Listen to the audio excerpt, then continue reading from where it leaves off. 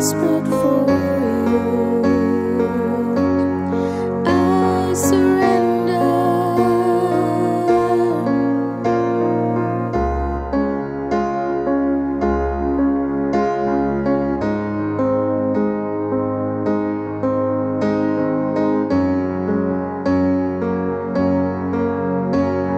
Drench my soul, mercy and grace unfold. I hunger and thirst. I hunger and thirst. With arms stretched wide, I know you hear my cry. Speak to me now. Speak to me now. I surrender. I surrender. I want to know you, Lord. I want to know you, Lord. I surrender. I surrender. I want to know you more.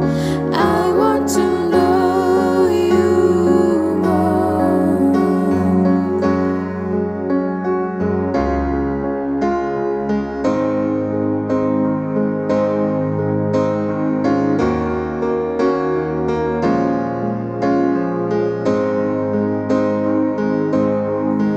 Like a rushing wind, Jesus, breathe within.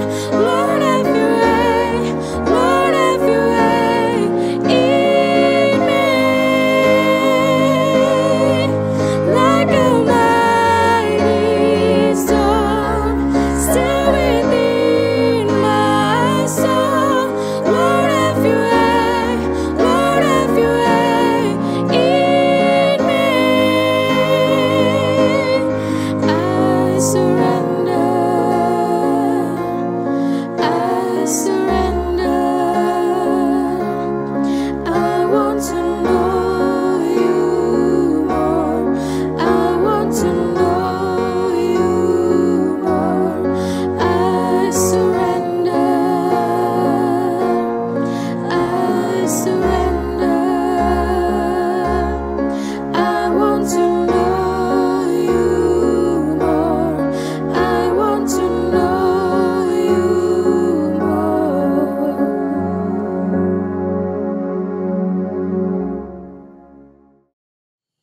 Shalom, selamat malam, selamat pagi, selamat sore, di jam berapapun Anda mendengar, Anda melihat siaran ini, tentunya khusus juga buat seluruh anak-anak youth, mahasiswa dan pelajar Father's House Community Church, IFGF Salatiga, dimanapun kalian berada saat ini. Saya rindu membagikan sesuatu yang Tuhan sudah taruh dalam hati ini, dalam setiap kita juga tentunya, di hari Paskah ini, yang jadi hari yang sangat-sangat bersejarah dalam kehidupan dunia ini semuanya. Di mana Yesus bangkit, di mana dia dikuburkan, dia mati di atas kayu salib, dikuburkan pada hari ketiga dia bangkit. Dan saya harus ceritakan ini. Waktu Yesus mulai pelayanan, waktu dia memulai pelayanan, dia memanggil para murid-murid. Dia mengajak para murid-murid ini. Dia ajak siapapun, dia nggak pernah pilih dan dia tidak cari di bait Allah. Di sinagog dia tidak cari, dia cari di jalanan. Ketemu, dia tahu nih, ayo jadi muridku, bahasanya mungkin begitu. Dan yang dipilih adalah orang-orang yang dari biasa, mereka nelayan, mereka pemungut cukai, ya Banyak dari mereka ada dari latar belakang apapun. Dan inilah yang harus digarisbawahi, semua kita garis bawain, bahwa Tuhan memilih kita bukan karena sejarah masa lalu kita. Garis bawain ini, Tuhan memilih kita bukan karena latar belakang kita. Histori, sejarah hidup kita seperti apa? Tidak pernah seperti itu. Kalau sudah baca firman Tuhan, dia memilih orang dari yang tidak dibayangkan orang lain. Salah satu contohnya adalah Daud. Salah satu contohnya adalah Yusuf. Tidak mengira bahwa Yusuf akan jadi seperti itu. Daniel. Tapi ingat, ada satu nilai yang berbeda. Yang berbeda. Yang dia ingin anak-anaknya hidup, yaitu hidup yang baru. Mari kita lihat satu ayat firman Tuhan di dalam Filipi yang ayat ini sudah sangat terkenal. Ayat ini sangat-sangat terkenal. Ketika Paulus dan Timotius ada di jemaat di Filipi. Di Filipi pasal yang ketiga, kita akan lihat di ayat yang ke-13.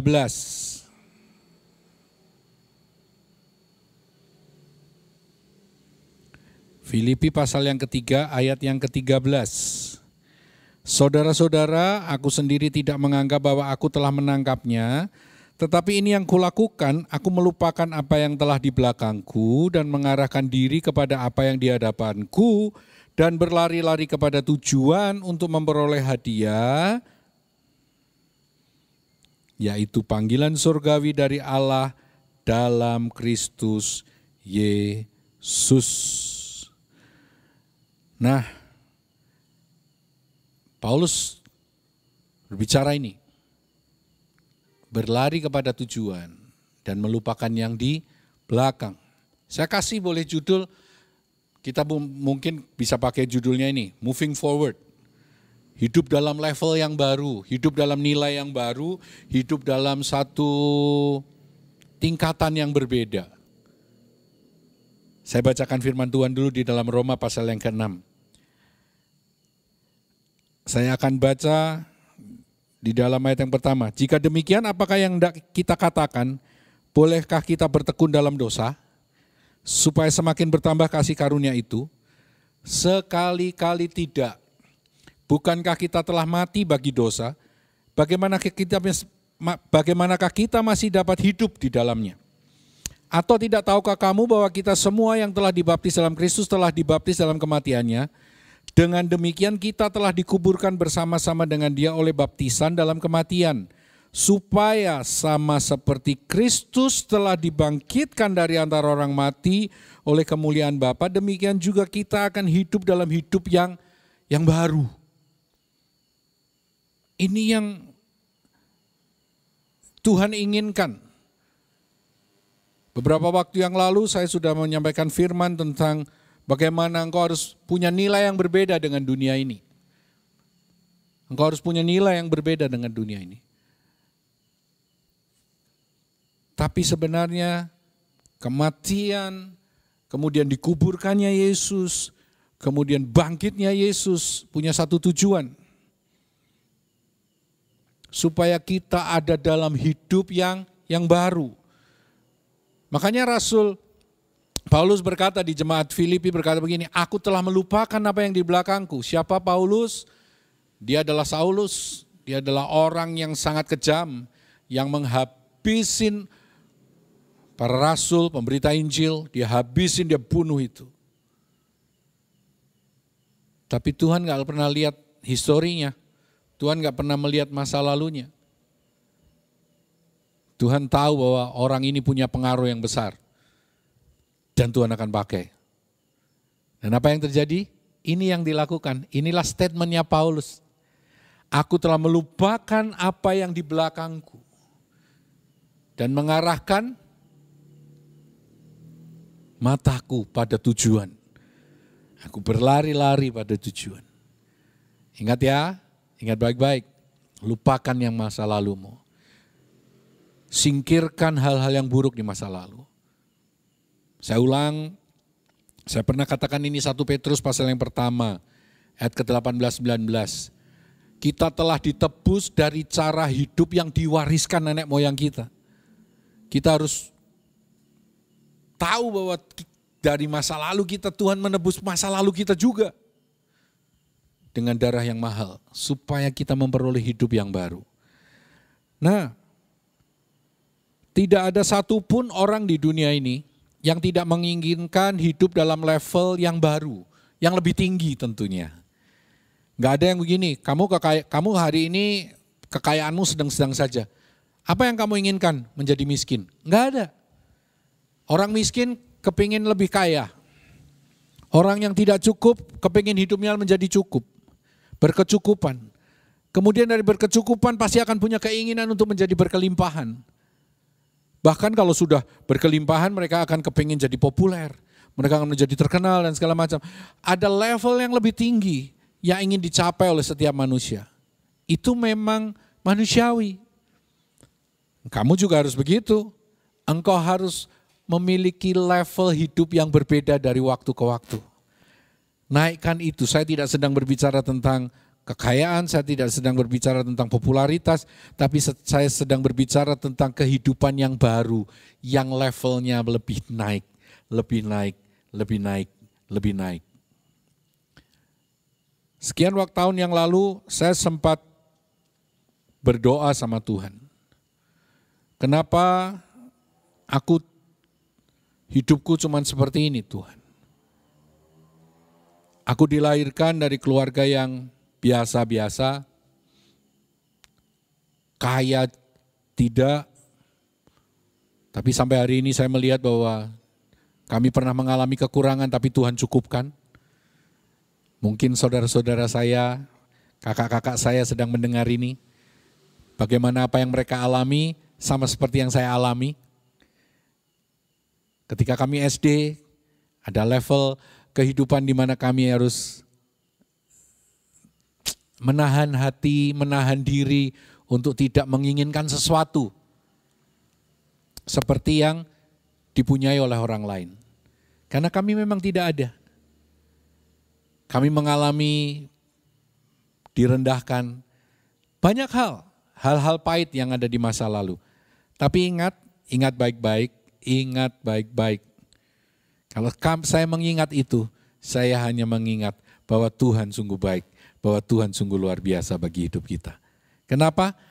Dia ingin anak-anaknya hidup dalam proses, dibentuk menjadi bejana yang indah di matanya, di pemandangannya Tuhan. Nah, level kehidupan akan diangkat seperti cara pola hidup kita, bagaimana kita berperilaku, apakah seperti yang Tuhan sudah inginkan. Tadi dikatakan bahwa dosa itu sebenarnya sudah ikut dikuburkan. Tapi apakah kita masih hidup dalam dosa? Sampai dikatakan begini, apakah kita perlu bertekun dalam dosa? Tidak, sekali-kali tidak. Karena ketika kita mengikut Tuhan, menerima Yesus sebagai Tuhan, dan ketika kita tahu bahwa Yesus sudah mati buat kita, dibangkitkan pada hari ketiga, dan dosa kita juga sudah dikuburkan, maka ada satu nilai kehidupan yang berbeda yang harus kita masukin. Dan disinilah level kehidupan ini mulai berubah. Ya mungkin ada beberapa hamba Tuhan, mungkin ada para pembicara yang berkata bahwa, oh ya kalau berubah kamu kayanya juga harus berubah, kamu populernya juga harus berubah, itu terserah. Tetapi kalau saya boleh katakan begini, Tuhan akan cukupkan kebutuhan kita. Tapi dengar baik-baik, Dia ingin kita hidup dalam level yang berbeda, yaitu dalam apa? Dalam gaya hidup sebagai anak-anak Tuhan. Yang mengutamakan Tuhan lebih dari yang lain. Nah, saya mau kasih judul nih yang kita mau lakukan. Bagaimana kita bisa moving forward atau bagaimana kita bisa maju. Saya mau kasih 3M. 3M ini, M yang pertama adalah melepaskan yang lama. M yang pertama itu, saya kasih kutipan ayat nih di dalam Kolose pasal yang ketiga. Saudara bisa baca secara konteks di sana, tetapi saya akan bacakan, saya ambilkan ini, Kolose pasal yang ketiga, ayat yang kelima. Karena itu matikanlah dalam dirimu segala sesuatu yang duniawi, yaitu percabulan, kenajisan, hawa nafsu, nafsu jahat, dan juga keserakahan yang sama dengan penyembahan berhala. Semuanya itu mendatangkan murka Allah atas orang-orang durhaka. Ayat ke-7 dikatakan begini, dahulu kamu juga melakukan hal-hal itu ketika kamu hidup di dalamnya. Tetapi sekarang buanglah semuanya ini, yaitu marah, geram, kejahatan, fitnah, dan kata-kata kotor yang keluar dari mulutmu. Jangan lagi kamu saling mendustai karena kamu telah menanggalkan manusia lama serta kelakuannya. Dan telah mengenakan manusia baru yang terus-menerus diperbarui untuk memperoleh pengetahuan yang benar menurut gambar khaliknya. Dengar baik-baik. Ada satu kalimat ini yang saya suka. Dan telah mengenakan manusia baru yang terus-menerus diperbaharui. Artinya begini, gaya hidup, cara hidup, pola kehidupan, cara berpikir, apapun, segala hal dalam diri kita yang duniawi itu harus ditanggalkan. Lalu kita mulai masuk pada level kata ini yang terus menerus. Kata ini saya suka sekali. Kata suka ini terus menerus diperbarui. Artinya begini, ada satu level yang dirubah, ada satu tingkatan yang dirubah, kemudian berubah lagi, kemudian berubah lagi. Meningkat dalam cara kehidupan kita bersama dengan Tuhan. Jadi melepaskan yang lama, itu penting sekali. Melepaskan yang lama, segala sesuatunya harus kita lepaskan. Kalau kita lihat Galatia pasal yang kelima, ayat 19 sampai 21, kitab Markus pasal 7 ayat 21 sampai 23, itulah dosa-dosa yang harus kita lepaskan. Dan itu ada di dalam ini loh.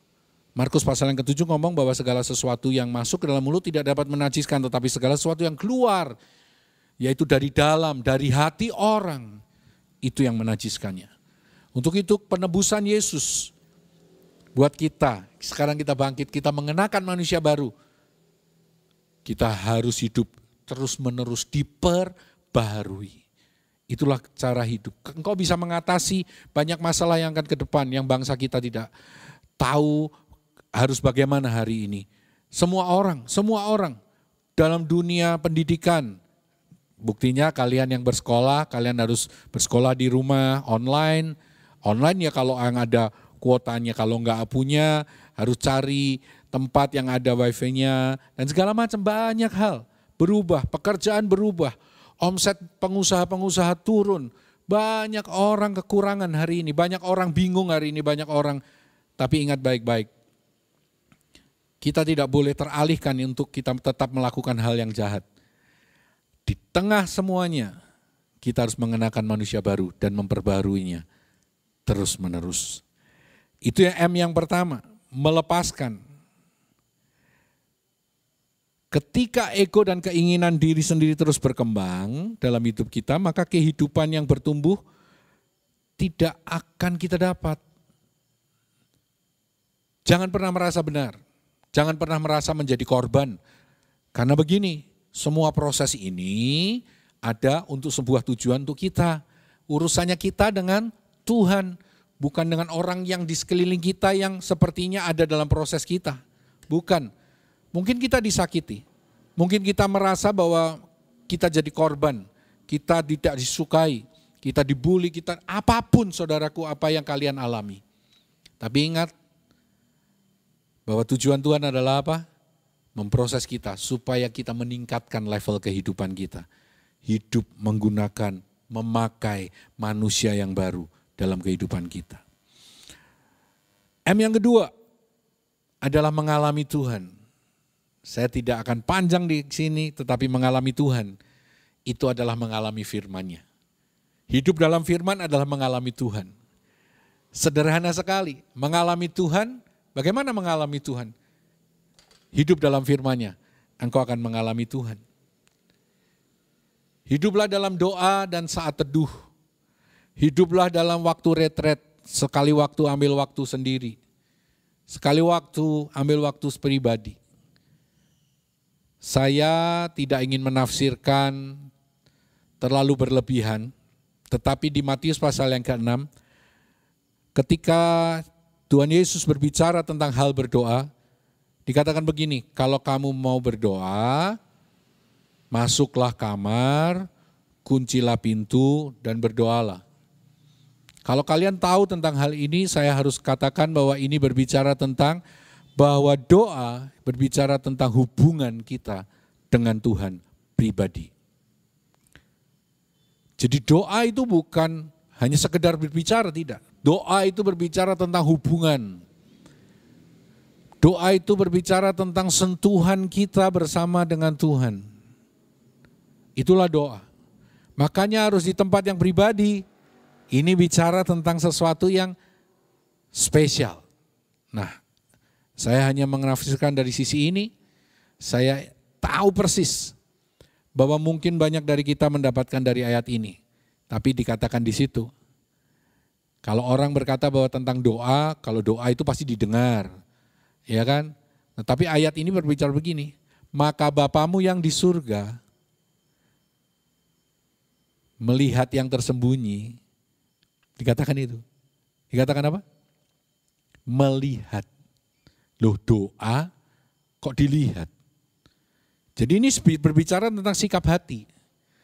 Jadi mengalami Tuhan itu bicara tentang hubungan dengan Tuhan lewat firman-Nya, lewat doa, lewat kita merenungkan, Mazmur pasal yang pertama merenungkan Taurat Tuhan siang dan malam. Kita taat melakukannya, kita setia, kita hidup dalam kebenarannya, kita berakar, bertumbuh di dalam Tuhan, kita memiliki hati yang lemah lembut menjadi tanah yang subur, sehingga firman itu akan berakar, bertumbuh dan berbuah dalam hidup kita.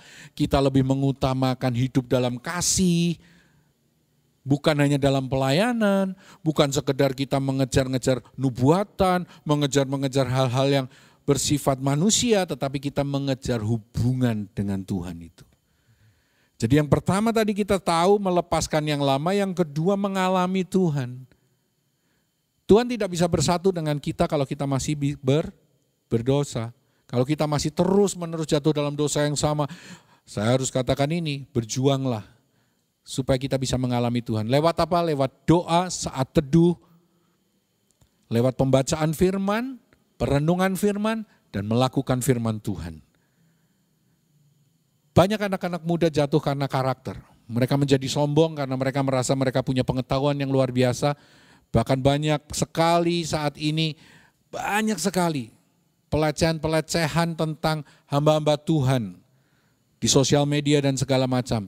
Saya tidak sedang menilai ini, tetapi yang saya katakan seperti ini. Ingatlah baik-baik, sosial media adalah tempat untuk memberitakan kebaikan. Bukan memberitakan diri untuk menjadi populer. Tidak. Lakukanlah ini.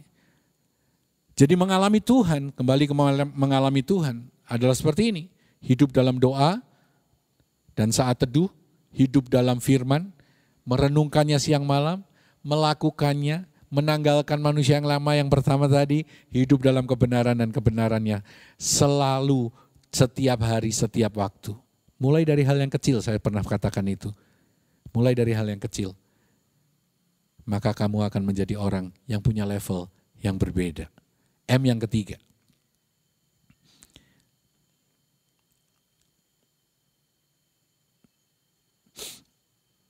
Melepaskan, ya, mengalami Tuhan. Dan M yang ketiga adalah mengenakan kehidupan yang baru. Menanggalkan yang lama, mengalami Tuhan. Menanggalkan yang lama artinya begini, Sudah yang lalu, sudah wong Tuhan milih kita itu nggak pernah lihat riwayat hidup kita. Buang, kemudian alami Tuhan lewat doa, firman, saat teduh, terus menerus. Bertumbuh dalam firman, bertumbuh dalam kasih karunia Tuhan. Dan yang terakhir adalah terus menerus mengenakan manusia yang baru, supaya kita ada dalam level yang berbeda. Arahkan pada hidup yang benar sehari-hari. Nah, ini hal yang sangat sederhana. Hal yang sangat simpel dalam kehidupan sehari-hari. Contoh, dalam hal makan. Kita itu kadang susah melihat orang yang begini. Saya ini gak mau dikatakan saya ini kalau makan susah. Tapi ketika diberi makanan, dia mengeluh. Nah, manusia itu seperti itu. Ini hal yang paling kecil, hal yang paling sederhana. Jadi orang sampai manusia itu tidak bisa menahan diri terhadap hal makan. Mengeluh. Ya, saya melihat beberapa waktu yang lalu, ada satu kotak di sebuah jalan di Salatiga ini. Ada namanya kotak makan gratis. Jadi siapapun kita boleh memberkati, membawa makanan ditaruh di situ. Istri saya melihat ada satu orang, saya nggak perlu sebutkan profesinya, tetapi ada seseorang yang tentunya ada dalam posisi dia membutuhkan makan, tetapi ini berbicara tentang mentalitas.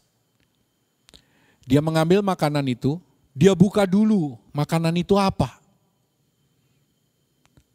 Oke, tidak apa-apa mungkin. Mungkin kalau dia nggak suka dia akan taruh. Tapi yang berikutnya adalah apa? Dia mengambil 3 makanan. Sekaligus, mungkin saya berkata begini sama istri saya, mungkin itu untuk anak dan istrinya. Tapi istri saya bilang begini, ya tapi itu kan jumlahnya terbatas. Biarkan dia mengambil untuk dirinya sendiri dan dia bisa bagikan buat teman-temannya. Mungkin kita bisa berpikir positif, tapi kalau kita berpikir negatif, banyak orang melakukan itu. Hidup berkekurangan, tapi dia menuntut banyak hal, tapi dia lupa, dia menaikkan level kehidupannya sendiri, yaitu hidup yang baru. Nah, arahkan diri kita dalam kehidupan yang sehari-hari, hal yang kecil dalam sekolah, jangan pernah mencontek. Kalian yang kuliah, jangan plagiat, jangan copy paste hasil karya orang lain. Banyak sekali yang terjadi itu. Jangan lakukan itu. Nah, mulailah belajar dengan baik, belajar dengan sungguh-sungguh. Lakukan hal yang terbaik. Saya mendengar, saya cukup sedih, saya nggak punya bukti, saya nggak tahu apakah itu benar atau tidak, tapi kalau saya mendengar hal-hal yang negatif yang terjadi di kampus-kampus, di sekolah-sekolah, anak-anak, dalam kepanitiaan, sudah berani memakai uang dan segala macam, seandainya itu benar terjadi, sangat menyedihkan. Karena anak-anak muda ini adalah orang-orang yang nantinya akan memimpin, nantinya akan jadi orang-orang yang punya pengaruh. Ya. Kemudian adalah begini, arahkan hidup pada hal yang sehari-hari, kemudian fokus ke depan, dan yang terakhir adalah fokuslah pada kebenaran, kejar terus kebenaran. Kejar terus kebenaran, hidup dalam kebenaran. Engkau melayani Tuhan, layani dengan sungguh-sungguh. Engkau mulai belajar diajar berkorban, berkorbanlah. Engkau mulai belajar peka terhadap teman kosmu, teman saudara-saudaramu yang mungkin kekurangan atau mereka sakit, datangi, doakan. Fokus pada kebenaran, fokus pada kehidupan yang Tuhan inginkan buat kita. Nah, Matius 16 ayat ke-24 katakan begini, matikan daging dan kehidupan akan datang. Prinsip dari Matius 16 ayat 24 begini, matikan dagingmu dan kehidupan akan datang. Mari, setiap kita naikkan level kehidupan kita. Yang pertama tadi apa? Buang yang lalu. Sudah dikubur, sudah dibangkitkan dan kita bangkit. Supaya kita apa? Roma pasal yang ke-6 berkata apa? Supaya kita menjadi manusia yang baru. Kalau kitab Kolose tadi ngomong, supaya tanggalkan semuanya. Supaya kita mengenakan manusia baru yang terus-menerus diperbarui. Kita belum sempurna, itu pasti. Tapi ketika kita hidup dalam kebenaran, maka manusia baru ini akan terus-menerus diperbarui. Dan kita akan bersinar di tengah dunia yang gelap. Kita akan menjadi berbeda, bukan karena kita menjadi lebih kaya.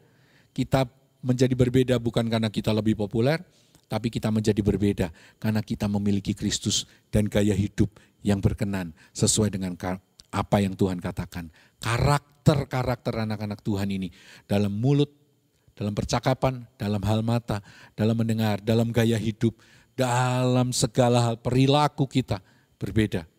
Maka dunia akan mendengar, dunia akan melihat, dunia akan mengalami Tuhan. Kasih Tuhan akan dialami oleh bangsa ini. Kasih Tuhan akan dialami oleh keluargamu, oleh teman-temanmu, oleh kotamu, lewat hidupmu.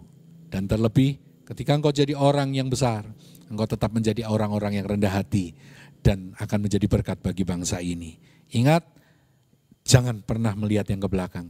Arahkan matamu ke depan. Naikkan level kehidupanmu seperti yang Tuhan mau. Ini yang Tuhan mau. Pilihlah berkat, bukan kutuk. Pilihlah kehidupan, bukan kematian. Hiduplah dalam Taurat Tuhan. Hiduplah dalam kebenaran firman Tuhan. Dan hiduplah dalam anugerah kasih setia Tuhan.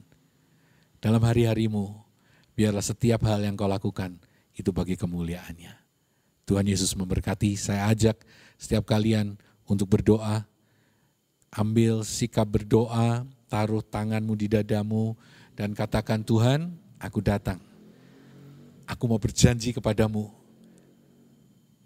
Aku yakin dan aku percaya bahwa dosa-dosaku sudah dikuburkan bersama dengan Engkau di dalam kubur itu. Dan ketika Engkau bangkit Tuhan, aku juga mengalami kebangkitan-Mu, menjadi anak-anak-Mu, menjadi orang yang pemenang. Dan aku akan mengenakan manusia baru untuk aku hidup dalam kebenaran-Mu. Mari kita berdoa. Bapa di surga, kami bersyukur buat waktu yang Tuhan sudah beri buat kami. Terima kasih kalau setiap tahun kami merayakan Paskah, hari kemenangan, di mana Engkau Yesus 2000 tahun yang lalu telah mati di atas kayu salib, dikuburkan, dan pada hari ketiga Engkau bangkit. Ajar kami Tuhan, untuk kami menyadari bahwa dosa kami yang lama, cara hidup kami yang diwariskan oleh nenek moyang kami yang lama pun sudah Engkau tebus. Dan sudah dikuburkan. Dan ketika Engkau bangkit, kami menerima kebangkitan-Mu dalam hidup kami. Supaya kami mengenakan kehidupan yang baru, menjadi manusia yang baru. Untuk itu, kami berjanji, untuk kami melupakan yang ada di belakang kami. Meletakkan hal-hal yang buruk, yang tidak berkenan bagi Tuhan. Hal-hal yang cemar kami akan tinggalkan. Hal-hal yang tidak kudus akan kami tinggalkan. Dan latih kami untuk mengenakan manusia yang baru, yang diperbaharui terus-menerus dalam pengenalan kami kepada Tuhan. Ajar anak-anak-Mu Tuhan, ajar kami semua menerima anugerah ini. Untuk kami hidup berkemenangan dalam semua proses. Kami mengalami Tuhan dalam semua tempaan dalam kehidupan kami. Untuk itu sebelum kami menutup, kami akan berdoa buat bangsa kami. Di tengah segala yang terjadi, berkati bangsa kami. Kasih-Mu Tuhan melimpah atas bangsa ini. Kasih-Mu melimpah atas setiap sudut kota, kabupaten, desa, apapun yang ada di bangsa ini. Tuhan, kasih-Mu melimpah. Dan biarlah pengenalan akan Tuhan terjadi lewat kasus masalah-masalah virus yang terjadi, lewat kesusahan-kesusahan yang terjadi. Biarlah ada pengenalan kepada Tuhan. Orang-orang semakin mencintai Tuhan, bahkan anak-anak muda semakin mencari Tuhan dalam kehidupannya. Kami bersyukur kepadamu. Secara khusus berdoa buat seluruh anak-anak muda yang mendengar dan melihat tayangan ini Tuhan. Berkati mereka. Biarlah Engkau lindungi, mampukan mereka Roh Kudus untuk mereka bisa melewati semua tantangan-tantangan yang dunia sodorkan. Dan ajar mereka untuk lari dari segala dosa, untuk mereka meninggalkannya dan mereka mengejar apa yang menjadi kerinduan hati Tuhan. Kami bersyukur dan kami menerima berkat Bapa di surga, berkat Tuhan Yesus dan berkat Roh Kudus yang menyertai menuntun kami dari sekarang sampai selamanya. Kami terima berkat-Mu Tuhan, dan kami bersyukur atas firman Tuhan. Di dalam nama Tuhan Yesus kami berdoa. Amin. Tuhan Yesus memberkati kalian semua.